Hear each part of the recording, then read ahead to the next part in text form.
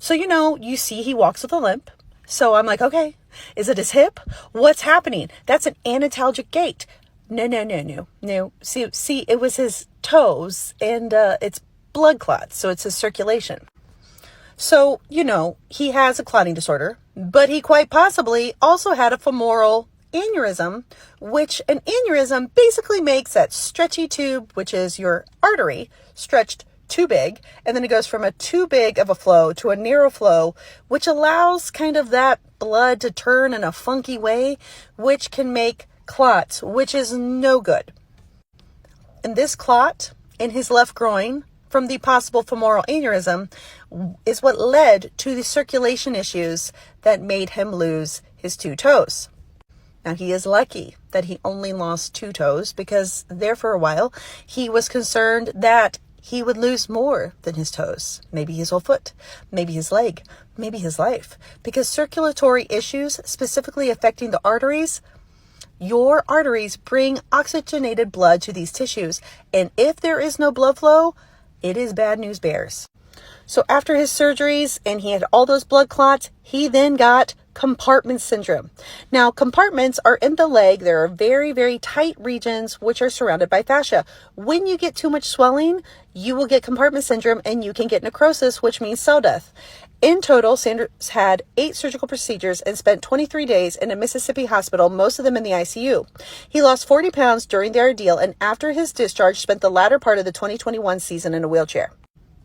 Now, he has gone through multiple procedures for his circulation, and now that they're saying his blood flow is great, wonderful, his pain is improved, because when you have circulation issues, you have pain.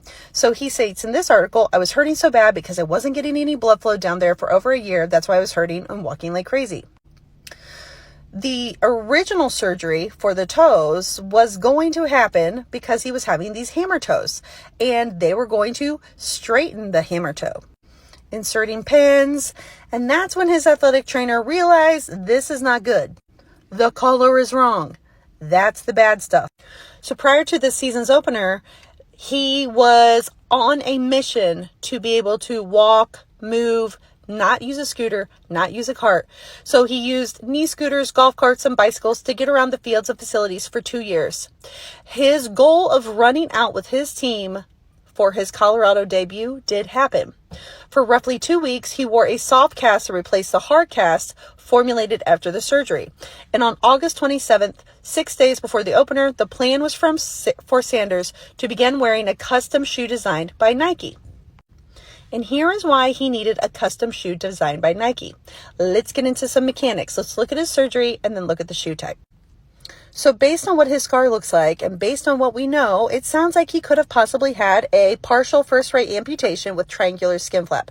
Now listen, this is going to be yuck yuck town from a research article. If you don't want to see yuck yuck town, avert your eyes. Okay. That's what his scar looks like. So now look at this particular article. Look at this. This person had their big toe removed. Now, Coach Prime had 1 and 2 removed. Okay. So he only has 3 of his toes left. And look at how his foot is hitting the ground. Notice how there is more of a clubbing-like action. In this particular photo, they're showing that an ankle foot arthrosis can help. But this is why Nike had to custom make him a shoe to help him walk and unweight and support him in all the appropriate places, because your big toe is very, very important for what we call toe off when you walk. When everybody walks, your heel hits the ground, it goes heel, midfoot, toe off. And because he no longer had his big toe, his mechanics were changed. And of course, Nike steps in to make a modified shoe for him.